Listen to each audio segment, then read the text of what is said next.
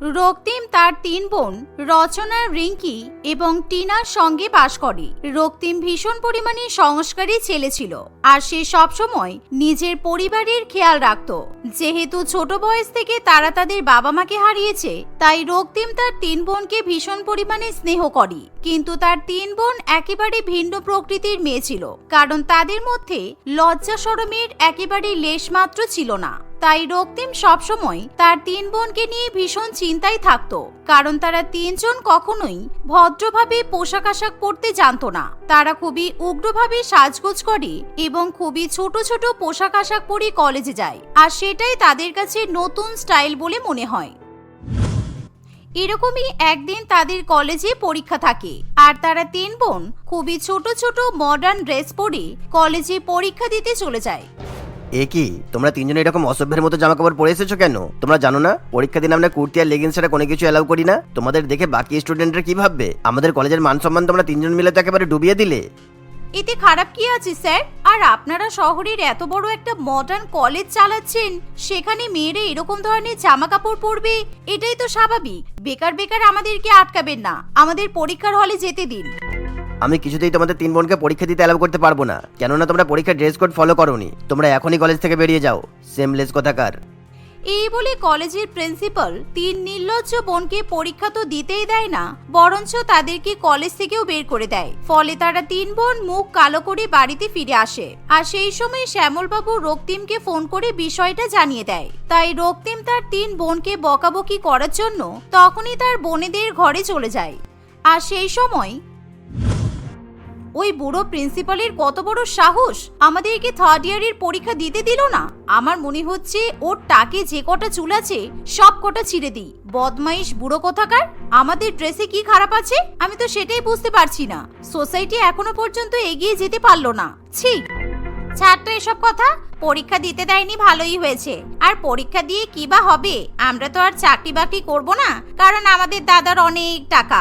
আমরা দাদার টাকাতেই বসে বসে খাবো। আর শোন, এখন আমি অনলাইনে কিছু খাবার অর্ডার করে দিচ্ছি। ভালো ভালো খাবার খেলে আমাদের মন ভালো হয়ে যাবে। এই শোন না, খাবার অর্ডার করার সাথে সাথে একটু ওয়াইন স্টোর থেকে ওয়াইন নিয়ে নিবি, কারণ আজকে কিন্তু এই বর্ষা ওয়েদারে খাবারের সঙ্গে ওয়াইন খেতে দারুণ লাগবে। আর অনেকদিন তো হলো ওয়াইন খাই না, তাই আমার মন ভালো নেই। আর এমনিতেও পরীক্ষা দিতে পারিনি, তাই ওয়াইনের ফটো তুলে স্যাড স্টোরি দেব।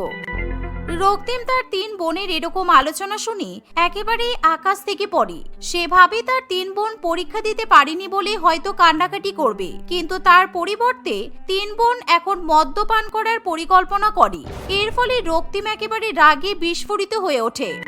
তোদের এত বড় সাহস, তোরা এখন আনন্দ করছিস? তোরা ফেল করবি, পরীক্ষা দিতে পারলি না, সেই নিয়ে চিন্তা করবি, কিন্তু দেখছি তোদের মনে তো কোনো দুঃখ নেই। আমি তোদের একটা টাকাও দিতে পারবো না। সারাদিন আমি খেটে খেটে মরি, আর তোরা আমার টাকা নিয়ে এরকম নির্লজ্জগিরি করে বেড়াস, তাই তো? হ্যাঁ, এখন তো তুই এই কথা বলবি। আমাদের তো বাবা মা নেই, তাই তুই এখন টাকা দেওয়া বন্ধ করে দে। যদি আমাদের বাবা মা থাকতো, তাহলে তুই কোনোদিনও আমাদের সঙ্গে এরকম ব্যবহার করতে পারতিস না। আমার তো মনে হয় আমরা ৩ জন তোর নিজের বোন নয়, আমরা তোর সৎ বোন। এভাবেই রচনা মিথ্যা কান্নার নাটক করে। আর এই দেখে রক্তিম আর তার বোনেদেরকে বকতে পারে না। আর এটাই ছিল রক্তিমের একেবারে দুর্বল জায়গা। সে তার বোনেদের চোখের জল একেবারেই সহ্য করতে পারতো না। তাই রক্তিম আর কোনো কথা না বলে সেখান থেকে চলে যায়। এভাবেই কিছুদিন কাটে, আর ৩ বোনের নির্লজ্জতার পরিমাণ আরো বেড়ে যায়। আর ৩ নির্লজ্জ বোন এবার ঠিক করে এবার তারা তাদের দাদার বিয়ে দেবে। সেই জন্য তারা ৩ জনে মেয়ে দেখতে শুরু করে। এই দাদা, দেখ না, এই মেয়েটার ফটোটা দেখ। এই মেয়েটার নাম শিলা, আমাদের কলেজের সব থেকে হট মেয়ে। আর কি সুন্দর ছোট ছোট ড্রেস পরে। দেখ, আমার তো ড্রেসগুলো দেখে খুবই লোভ লাগে। তুই প্লিজ এই মেয়েটাকে বিয়ে কর দাদা, তাহলে ও ছোট ছোট ড্রেসগুলো বাপের বাড়ি থেকে নিয়ে আসবে, আর আমরা সেগুলো নিয়ে নেব। না রে দাদা, তুই শিলাকে একদম বিয়ে করিস না। তুই জানিস ওর 5টা বয়ফ্রেন্ড আছে। তুই বরঞ্চ চন্দ্রিমাকে বিয়ে কর। চন্দ্রিমার বেশি বয়ফ্রেন্ড নেই, মাত্র 2টো বয়ফ্রেন্ড। আর ও বলেছে ওর যদি তোর মতো বড়লোক ছেলের সঙ্গে বিয়ে হয়, তাহলে ও তোর জন্য 2টো বয়ফ্রেন্ডকে ছেড়ে দেবে। চন্দ্রিমার মাত্র 2টো বয়ফ্রেন্ড আছে? ইস, আমার থেকে কত পিছিয়ে। এই তো কালকেই আমি একটা ছেলেকে ফেসবুকে ভালো ভালো কথা বলে একেবারে চিপে তুলে নিয়েছি, আর আজকে আমি ওর সঙ্গে ডিনার করতে যাব। ওর একটা খুব ভালো মডার্ন বোনও আছে। তাহলে দাদার বিয়ের জন্য আমি ওর বোনের সঙ্গে কথা চালাবো। আমি দাদা হয়ে তোদের এই কথাটা বলতে বাধ্য হচ্ছি যে তোদেরকে এবার আমি একটা ঠাস করে থাপ্পড় মারবো। তোদের লজ্জা করছে না আমার সামনে এই ধরনের কথা বলতে? আর কার 5টা বয়ফ্রেন্ড আছে, কার 3টে বয়ফ্রেন্ড আছে, কে ছোট ছোট পোশাক পরে, আর তার উপর ছোট বোন। তুই কি করে বলতে পারলি এইসব? তুই একটা ছেলেকে ছিপ দিয়ে তুলে নিয়েছিস, তোদের আমি এই শিক্ষা দিয়েছি? আর তোরা কিনা আমার বিয়ের জন্য মেয়ে দেখছিস? তোরা দয়া কর মা, তোদের কিচ্ছু করতে হবে না। এই কথা বলে রক্তিম ল্যাপটপ নিয়ে নিজের ঘরে কাজ করতে চলে যায়। আর তার 3 বোন দাদার কথা শুনে ভীষণ পরিমাণে রাগ করে। কিন্তু কিছুক্ষণ পরেই তারা দেখে যে তাদের অ্যাকাউন্টে দাদার ফিক্সড ডিপোজিট থেকে একটা মাসিক সুদ ক্রেডিট হয়েছে। আর যা দেখে তারা একেবারে লোভে নেচে ওঠে। তাই তারা 3 জন মিলে আবার টাকা উড়াতে শুরু করে দেয়। কখনো রিসোর্ট, কখনো সুইমিং পুল, কখনো বা ছেলেদের সঙ্গে ডেটিং এ যাওয়া ইত্যাদি তারা করতে থাকে। এভাবেই দেখতে দেখতে বেশ কিছুদিন কাটে। আর একদিন রক্তিম অফিস থেকে গাড়ি নিয়ে ফিরছে, এমন সময় তার গাড়ি খারাপ হয়ে যায়। মোমো খাবে? মোমো, গরম গরম মোমো। এই বৃষ্টির ওয়েদারে গরম গরম মোমো খেতে দারুণ লাগবে। 50 টাকায় 1 প্লেট মোমো। কে খাবেন বলুন 1 প্লেট মোমো? রক্তিমের ভীষণ পরিমাণে খিদে পাওয়ায় আর তার উপর গাড়ি খারাপ হয়ে যাওয়ায় রক্তিম মেকানিকের অপেক্ষা না করে সে গাড়ি থেকে নেমে মোমো খেতে চলে যায়। আর চম্পার হাতে তৈরি করা মোমো খেয়ে তার ভীষণ পরিমাণে ভালো লাগে। আর চম্পাকে যেহেতু দেখতে সুন্দর, তাই প্রথম দেখাতেই রক্তিমের তাকে ভীষণ পছন্দ হয়। আর চম্পাকে দেখে বোঝা যায় চম্পা ভীষণই সংস্কারী মেয়ে। কিন্তু সংসারের অভাবের জন্য তাকে এরকম রাস্তাঘাটে মোমো বিক্রি করতে হচ্ছে। এই কথা যখন রক্তিম জানতে পারে, তখন তার কষ্টে মন কেঁদে ওঠে। দেখুন, আজকে মাত্র আপনার সাথে আমার প্রথম দেখা হয়েছে, কিন্তু আপনাকে প্রথম দেখাতে আমি ভীষণ পরিমাণে পছন্দ করে ফেলেছি। আর আমারও বিয়ের বয়স হয়ে গেছে, আর আমি শহরে একটা বড় অফিসে চাকরিও করি, তাই আমার কাছে টাকা পয়সার কোনো অভাব নেই। আপনি কি আমাকে বিয়ে করবেন? চম্পা রক্তিমের কথা শুনে ভীষণ পরিমাণে লজ্জা পেয়ে যায়। কিন্তু রক্তিমকে যেহেতু দেখতে সুন্দর, তাই তারও তাকে পছন্দ হয়। সেই জন্য চম্পা বিয়েতে রাজি হয়ে যায়। দেখো, আমার পরিবারের অবস্থা সেরকম একটা ভালো নয়। তুমি যদি আমাকে বিয়ে করো, তাহলে আমার বাবা মা বেঁচে যাবে। তাই আমি তোমাকে বিয়ে করতে রাজি আছি। রক্তিম এবার ঠিক করে সে তার হবু বউ চম্পাকে নিজেদের বাড়িতে নিয়ে যাবে তার 3 বোনের সঙ্গে দেখা করাতে। কিন্তু সেই বিষয়ে রক্তিম একটু ভয় পায়, কারণ চম্পা যদি তার 3 বোনের সামনে গিয়ে অপমানিত বোধ করে, তাই নিয়ে রক্তিম খুবই চিন্তা করতে থাকে। তাই চম্পাকে রক্তিম আগে ভাগেই তার 3 বোনেদের সম্পর্কে সমস্ত কিছু জানিয়ে দেয়। কিন্তু চম্পার তাতে সেরকম ভাবে কোনো অসুবিধা থাকে না। আর কিছুদিন পর রক্তিম যখন চম্পাকে নিজের বাড়িতে নিয়ে যায়, বোন, এই দেখ আমি কাকে সঙ্গে করে নিয়ে এসেছি, আমার হবু বউ। তোরা চাইছিলিস না আমি যাতে মেয়ে দেখে বিয়ে করে নিই? সেই জন্যই আমি ঠিক করেছি আমি চম্পাকেই বিয়ে করব। দেখ, তোদের বৌদি দেখতে খুব সুন্দর, তবে হ্যাঁ একটু গরিব। রচনা, রিঙ্কি এবং টিনা চম্পাকে দেখা মাত্রই চিনতে পারে, কারণ কিছুদিন আগে কলেজে যাওয়ার সময় তাদের ভীষণ পরিমাণে খিদে পেয়েছিল। আর সেই সময় তারা চম্পার দোকান থেকেই মোমো কিনে খেয়েছিল। এই নাও ভিকিরি মেয়ে, 2000 টাকার নোট। আমাদেরকে খুচরো করে দাও, কারণ আমাদের কাছে খুচরো নেই, আর আমাদের অনলাইনেও টাকা নেই। 150 টাকার মোমোর জন্য 2000 টাকা খুচরো চাইছো? লজ্জা করছে না তোমাদের? আমার কাছে অত টাকা নেই। আমি একটা ছোট্ট মোমো বিক্রেতা বালি, এত টাকা খুচরো কোথা থেকে পাবো আমি? আমাকে যেখান থেকে পারবে খুচরো করে নিয়ে এসে দাও, তা না হলে তোমাদের 3 জনকে আমার দোকানে বেঁধে রেখে দেবো। তোমার এত বড় সাহস? তুমি কি বলছো তুমি জানো? আর তুমি কাদের সঙ্গে কথা বলছো? তোমার কোনো ধারণা আছে? আমার দাদা এই শহরের সবথেকে বড় প্রাইভেট সেক্টরে চাকরি করে। আমরা অনেক বড় লোক। তুমি মোমো বিক্রি করছো, তোমার কাছে খুচরো নেই? চুপচাপ খুচরো দাও, তা না হলে কিন্তু ঠাস করে থাপ্পড় মারবো। চম্পা তাদের 3 বোনের এরকম ব্যবহারে খুবই রেগে যায়। তাই চম্পা তখনই 3 বোনের হাত একেবারে মুচড়ে ধরে আর দোকানে তাদেরকে দড়ি দিয়ে বাঁধতে শুরু করে। কারণ চম্পার কাছে নিজের সম্মান সব থেকে বড়, আর তাকে যদি কেউ অসম্মান করে সে ভীষণ পরিমাণে রেগে যায়। আর এভাবেই চম্পা 3 নির্লজ্জ বোনকে জব্দ করতে থাকে। আমাদেরকে ছেড়ে দাও বলছি, ছেড়ে দাও। তোমার এত বড় সাহস, তুমি আমাদের হাত মুচকে দিলে, আর এখন আবার দোকানে দড়ি দিয়ে বেঁধে দিচ্ছ। দিদি দেখ, সবাই আমাদের দিকে তাকিয়ে তাকিয়ে হাসছে। ছি ছি ছি ছি, কি লজ্জা। মুখে হুতুম প্যাঁচার মতো মেকআপ করে আর বিচ্ছিরি বিচ্ছিরি জামা কাপড় পরতে তোমাদের লজ্জা লাগে না? যদি লজ্জা শরম থাকতো, তাহলে আমার মতো গরিব একটা মেয়েকে কখনো অপমান করতে পারতে না। নির্লজ্জ মেয়ে কোথাকার। আমার মনে হচ্ছে তোমাদেরকে ঠাস ঠাস করে থাপ্পড় মেরে একেবারে রাস্তায় নিয়ে যাই, আর তোমাদের শায়েস্ত করি। কোনো শিক্ষা দীক্ষা কিচ্ছু নেই, শুধুমাত্র ফটং ফটং করে ইংলিশ ছাড়লে ভাবিস সব কিছু হয়ে যায়। যতক্ষণ পর্যন্ত আমাকে খুচরো টাকা না দিতে পারবে, ততক্ষণ তোমাদের এরকম করেই বেঁধে রাখবো। এভাবেই চম্পা তাদের 3 বোনকে অপমান করলে তাদের আর কিছু করার থাকে না। আর তখনই তাদের এক ছেলে বন্ধু সেই দোকানের সামনে দিয়ে গাড়ি নিয়ে যাচ্ছিল। তখন সে মোমোর দোকানে এসে 3 বোনের হয়ে চম্পাকে টাকা দিয়ে তাদেরকে উদ্ধার করে। আর সেই ঘটনার ফলে 3 বোন ভীষণ পরিমাণে লজ্জিত হয়, তাই তারা সেই ঘটনা তাদের দাদাকে জানায় না। আর সেই পূর্বের ঘটনা মনে পড়া মাত্রই তারা চম্পাকে দেখে ভীষণই ভয় পেয়ে যায়। ও, এই 3টে মেয়ে তোমার বোন? তুমি এদেরকে নিয়ে চিন্তা করছিলে? এই যে এরা আমাকে বাড়ির বউ হিসেবে মেনে নেবে না, ওদের ঘাড় মানবে। তুমি একদম চিন্তা করো না, আমার 3 ননদ আমাকে খুব ভালোবাসবে। কি তাই তো? সে কি, তুমি আমার 3 বোনকে আগে থেকেই চেনো নাকি? অবশ্য চেনার কথা থাকতেই পারে, কেননা তুমি তো খুব ভালো মোমো বিক্রি করো, তাই এরা হয়তো কখনো মোমো খেতে গিয়েছিল, তাই তো? না মানে দাদা, তুই ঠিকই বলেছিস। আর তোর যাকে ইচ্ছে তুই তাকেই বিয়ে কর, তুই এই মেয়েটাকেই বিয়ে কর, আমাদের কোনো অসুবিধা নেই।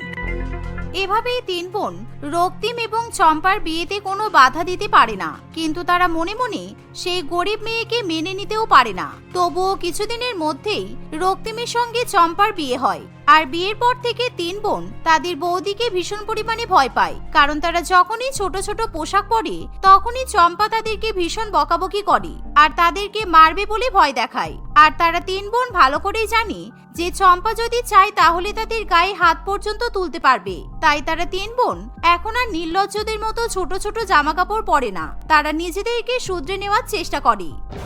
এই তো আমার 3 নির্লজ্জ ননদ ধীরে ধীরে সভ্য ভদ্র হয়ে যাচ্ছে, তোমরা লজ্জা শরমের বালাই রাখছো। সুতরাং তোমাদের 3 জনের সঙ্গে থাকতে আমার আর কোনো সমস্যা নেই। সবসময় তোমরা একটা কথা মাথায় রাখবে, কখনো নিজেদের লজ্জাবোধ ত্যাগ করো না, তাহলে সমাজে তোমরা জায়গা পাবে। এভাবেই চম্পা তার 3 ননদের সঙ্গে হাসি খুশি বসবাস করতে থাকে। সীমা তার বাবা জমিদার রামরতন বাবু এবং মা কমলা দেবীর সঙ্গে বাস করে। সীমা দেখতে খুবই সুন্দর ছিল। তাদের পাশের গ্রামের এক ভালো যুবক তরুণের সঙ্গে সীমার বিয়ে ঠিক করে। তরুণ সরকারি দপ্তরে চাকরি করে, আর সীমাকে দেখা মাত্রই তরুণ এবং তার বাবা মায়ের সীমাকে খুবই পছন্দ হয়। ফলে তারা বিয়ের দিন ঠিক করে ফেলে। আর যতই বিয়ের দিন এগোতে শুরু করে ততই গ্রামে জমিদার রামরতন বাবুর বাড়ি আলোর রোশনাতে সেজে ওঠে। সীমার বিয়ের আগে সবাই খুবই আনন্দ করে, তার গায়ে হলুদ এবং মেহেন্দির অনুষ্ঠানও পালন করে এবং সবাই ভীষণ পরিমাণে নাচানাচি করে। সমস্ত অনুষ্ঠান হয়ে যাওয়ার পর বিয়ের দিন সীমা বেনারসি শাড়ি পরে তৈরি হয়, আর অন্যদিকে তার বরযাত্রীও চলে আসে। চল সীমা, তোর বর চলে এসেছে, আর তোর মা বলছে তোর মুখে ঘোমটাটা চাপা দিয়ে দিতে, কারণ তোর যখন বিয়ে হবে তখন তোর বর মুখ থেকে ঘোমটা খুলবে। এই কথা বলে হিলি সীমাকে বিয়ের মণ্ডপের দিকে নিয়ে যায়। আর সেই সময় হঠাৎ করে সারা বাড়ির আলো নিভে যায়, ফলে বিয়ে বাড়িতে উপস্থিত সকলেই খুবই ভয় পেয়ে যায়। এ বাবা, এ কি হলো? আমি তো জেনারেটর বলেছিলাম, কিন্তু হঠাৎ করে এরকম কারেন্ট অফ হয়ে গেল কেন? বিরজু, যা তো একবার দেখে আই তো ফিউজ চলে গেছে কিনা। আমাদের আর ভালো লাগে না এই গ্রামে থাকতে থাকতে, এই কারেন্টের সমস্যা জ্বালিয়ে খাচ্ছে একেবারে। সবাই মিলে বিয়ে বাড়িতে অন্ধকারের মধ্যে ইলেকট্রিসিটি আসার অপেক্ষা করে। হঠাৎ করে আগের মতো আলো জ্বলে ওঠে এবং সঙ্গে সঙ্গে বিয়ের সানাইও বেজে ওঠে। তখন সীমার হবু শাশুড়ি মা পরিদেবী সীমার কাছে এসে বলে, বৌমা, তুমি এখন মুখ থেকে ঘোমটাটা খুলতে পারো, কারণ এক্ষুনি তোমার সঙ্গে আমার ছেলের বিয়ে হবে। তাই আমি তোমার ঘোমটা খুলে তোমার মুখটা দেখতে চাই যে তোমাকে কতটা সুন্দর সাজিয়েছে। তাই তুমি একদম আমার সামনে লজ্জা পেও না। না, আসলে আমি বলতে চাইছি যে এরকম ভাবে ঘোমটা খুলবেন না, দয়া করে আমার ঘোমটা খুলবেন না। আমি বুঝতেই পারছি বৌমা, তুমি আমার সামনে লজ্জা পাচ্ছ, কিন্তু লজ্জা পাওয়ার তো কোনো কারণ নেই। কিছুক্ষণ পর তুমি আমার বাড়ির বউ হিসাবে যাবে, আর আমি তোমার মুখ তো তখনই দেখতে পাবো। তাই আমি এখনই তোমার মুখ দেখতে চাই। তোর শাশুড়ি মা যখন এতবার করে তোকে ঘোমটা খুলতে বলছে, তাহলে তুই ঘোমটা খুলে দে মা, লজ্জা পাস না, আর তাড়াতাড়ি বিয়েটা হয়ে যা, তাহলেই আমার শান্তি। এই বলে পরিদেবী যখন তার হবু বৌমার মাথার ঘোমটা খুলে দেয়, তখনই সেখানে সীমার বদলে তার বান্ধবী হিলিকে দেখে পরিদেবী ভীষণ পরিমাণে ভয় পেয়ে যায়। কারণ সীমার জায়গায় তার বান্ধবী হিলি বেনারসি শাড়ি পরে সেজে গুজে দাঁড়িয়ে থাকে, যা কেউ নিজের চোখে বিশ্বাস করতে পারে না। কেউ কিছুতেই ভেবে উঠতে পারে না যে কিভাবে এরকম ঘোমটার তলায় বৌমা অদল বদল হয়ে যেতে পারে। একই এরকম আমার বৌমা অন্ধকারের মধ্যে অদল বদল হয়ে গেল কি করে? দাদা, আপনারা শেষ পর্যন্ত মেয়ের বিয়ে দেবেন বলে আমাদের সঙ্গে ঠকবাজি করলেন। ছি, আমরা নিজের চোখে বিশ্বাস করতে পারছি না। আমাদের হবু বৌমা কোথায় গেল? এখানে ওর বান্ধবী কি করে চলে আসলো? হিলি, সত্যি কথা বল, আমার মেয়ে কোথায়? আমি তো কিছুই বুঝতে পারছি না যে তুই কি করে এখানে সেজেগুজে দাঁড়িয়ে আছিস। দয়া করে চুপ করে থাকিস না, আর বল আমার মেয়ে কোথায়? আজকে আমার মেয়ের বিয়ে। সবাই মিলে হিলিকে চেপে ধরলে সে ভয়ের চোটে সব সত্যি কথা বলতে শুরু করে। কাকু, সীমাকে পাশের গ্রামের ডাকাত মঙ্গল অন্ধকারের মধ্যে তুলে নিয়ে গেছে, কারণ ও কিছুতেই ওর বিয়ে হতে দেবে না। সবে যখন বিয়ে বাড়িতে ব্যস্ত ছিল তখন সেই সুযোগ নিয়ে ডাকু মঙ্গল লোডশেডিং করে দিয়েছিল আর জোর জবরদস্তি করে সীমাকে তুলে নিয়ে গেছে আর আমাকে প্রাণে মেরে দেওয়ার হুমকি দিয়েছে। তাই জন্য আমি এরকম বীর বেনারসি পরে ঘোমটার তলায় দাঁড়িয়ে আছি। দয়া করে আমাকে ক্ষমা করে দিন, আমি কিছু করতে পারিনি। হিলির মুখে এমন কথা শুনে সবাই ভয় পেয়ে যায় আর রামরতন জমিদার নিজের বন্দুক নিয়ে মঙ্গল ডাকুকে মারবে বলে ঠিক করে, কারণ তাদের মধ্যে বরাবরের শত্রুতা ছিল। কিন্তু অন্যদিকে এরকম ঘোমটার নিচে বউ বদল হয়ে যাওয়ার ফলে সীমা শ্বশুরবাড়ির পরিবার কিছুতেই সীমার সঙ্গে নিজেদের ছেলের বিয়ে দিতে চায় না। দেখুন দাদা, আপনারা যদি আপনার মেয়েকে এখন খুঁজে নিয়ে আসেন তবুও কিন্তু আমি আপনার মেয়ের সঙ্গে আমার ছেলের বিয়ে দেব না, কারণ ওই বদমাইশ ডাকাত আপনার মেয়ের সঙ্গে কি করবে না করবে কোনো ঠিক নেই। তাই আমরা বরযাত্রী নিয়ে ফিরে গেলাম। এই বলে পরিদেবী বরযাত্রী নিয়ে ফিরে যায়, কিন্তু কমলা দেবী এবং রামরতন বাবু ভীষণ পরিমাণে দুশ্চিন্তায় পড়ে। অন্যদিকে মঙ্গল ডাকু সীমাকে নিয়ে একটি গুহার মধ্যে চলে যায় আর সেখানে গিয়ে সীমার হাত পা বেঁধে তাকে ফেলে রাখে। ফলে সীমাও প্রচন্ড পরিমাণে ভয় পেয়ে যায়। দয়া করে আমাকে ছেড়ে দে, তুই আমাকে কেন এখানে ধরে নিয়ে এসেছিস? বদমাইশ মঙ্গল ডাকু, আমার বাবা যদি জানতে পারে তাহলে কিন্তু তোকে মেরে ফেলবে। আজকে আমার বিয়ে, আর কিছুক্ষণ পর আমি অন্য একজনের বাড়ির বউ হব, আর তুই আমাকে এখানে বেঁধে নিয়ে চলে এসেছিস। আমাকে ছেড়ে দে।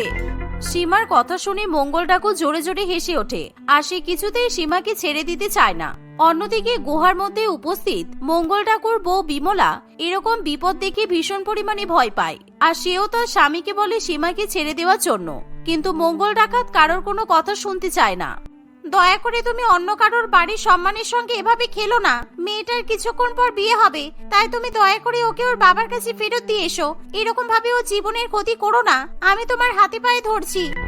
একদম চুপ করে থাকবি, তা নাহলে তোকে আমি মেরে ফেলবো। আর এই মেয়েকে আমি এখন ছাড়বো না, আমি ওকে ঘরের মধ্যে বন্ধ করে রাখবো যতক্ষণ না পর্যন্ত ও মরে যায়, তবেই আমার বদলা পূরণ হবে। ওর বাবা ভীষণ বদমাইশ, তাই এখন যখন নিজের মেয়েকে হারাবে তখন বুঝতে পারবে আপনজন মারা গেলে কিরকম কষ্ট লাগে। এই বলে মঙ্গল ডাকাত কিছুতেই সীমাকে ছাড়তে চায় না।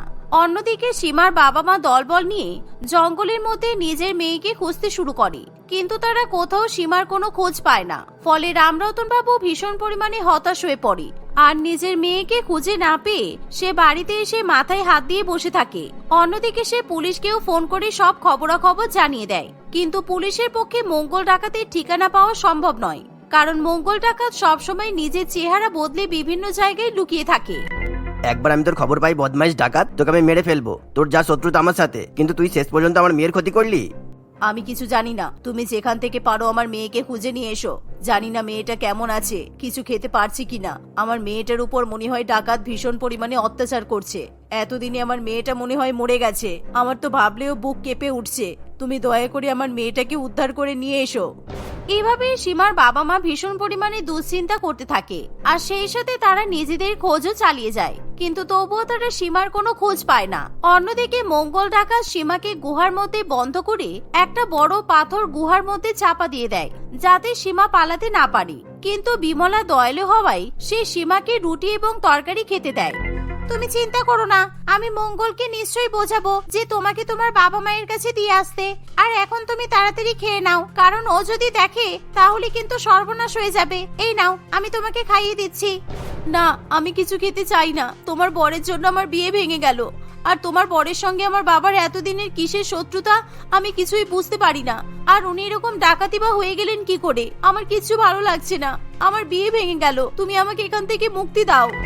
এমন সময় সেখানে মঙ্গল ডাকাত চলে আসে আর সে যখন দেখে যে তার বউ এরকম শত্রুর মেয়েকে হাতে করে খাইয়ে দিচ্ছে, তখন তার চোখ একেবারে রাগের চোটে রক্তবর্ণ হয়ে ওঠে আর সে নিজের বউয়ের হাত থেকে খাবার নিয়ে ছুঁড়ে ফেলে দেয়। তোর এত বড় সাহস, তুই আমার শত্রুর মেয়েকে নিজের হাতে খাবার খাওয়াচ্ছিস? ওকে একদম খেতে দিবি না বলেছিলাম তো। ও এখানে পড়ে পড়ে মরে যাক, আমি সেটাই চাই, তাহলে আমার বোনের আত্মা শান্তি পাবে। এই বলে মঙ্গল ডাকাত পুরানো দিনের কথা মনে করতে শুরু করে। আজ থেকে প্রায় 25 বছর আগে মঙ্গল ডাকাত তার বোনের সঙ্গে সুখে শান্তিতে সংসার করত, কিন্তু সেই সময় সে ডাকাত ছিল না। তুই চিন্তা করিস না বোন, আমি তোর সাথে রামরতনের বিয়ে দেবো। আর কে বলেছে উনি তোকে পছন্দ করে না? আমি যাচ্ছি, গিয়ে রামরতন বাবুর সাথে কথা বলছি, আর তুই ওদের বাড়ির ঠিকই বউ হবি, বুঝেছিস? এই বলে মঙ্গল নিজের বোনকে নিয়ে রামরতন বাবুর বাড়িতে যায়, কিন্তু মঙ্গল যেহেতু গরিব ছিল তাই কিছুতেই গ্রামের জমিদার তার বোনকে বিয়ে করতে চায় না। আর জমিদার মঙ্গলের বোনের সঙ্গে সমস্ত সম্পর্ক অস্বীকার করে। আর এই কষ্ট মঙ্গলের বোন কিছুতেই সহ্য করতে পারে না, ফলে সে কুয়োর মধ্যে ঝাঁপ দিয়ে নিজের প্রাণ ত্যাগ করে। এরকম পুরানো কথা মনে পড়লে মঙ্গল ডাকাতের চোখে জল চলে আসে। এমনকি সীমাও তার বাবার কাণ্ডকীর্তির জন্য চুপ করে থাকে। আমি সেই জন্যই তোকে তোর বিয়ের দিন তুলে নিয়ে এসেছি, যাতে তোর বিয়ে হতে না পারে। আমি চাই আমার বোন যেমন কষ্ট পেয়ে মারা গেছে, তুইও ঠিক সেই রকম ভাবে মরবি। তাহলে তোর বাবা বুঝতে পারবে আপনজন হারানোর কষ্ট কাকে বলে। যখন সারা জীবন চোখের জল ফেলবে তখনই আমার বদলা পূরণ হবে। এরকম বদলা পূরণ করলে শান্তি পাওয়া যায় না মঙ্গল, তুমি ভুল করছো। তুমি দয়া করে আমাকে ছেড়ে দাও।